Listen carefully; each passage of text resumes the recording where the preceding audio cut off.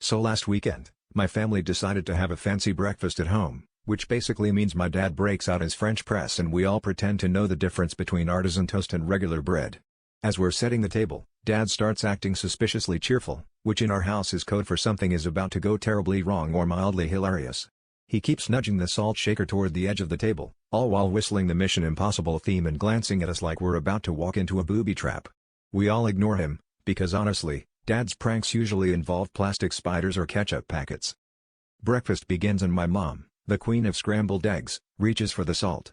She sprinkles a generous amount onto her eggs and takes a bite, pauses, and then gives Dad the look. You know, the one that says I've put up with you for 20 years and this is the thanks I get? Turns out, the salt shaker is full of sugar. Dad bursts out laughing like he's just pulled off Ocean's 11, but none of us are really impressed because sweet eggs are apparently not a culinary revelation.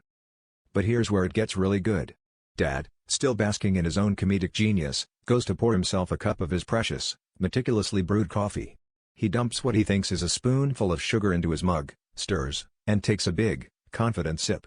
Suddenly, his face goes from smug to pure horror, like he's just been told the Wi-Fi's out for a week.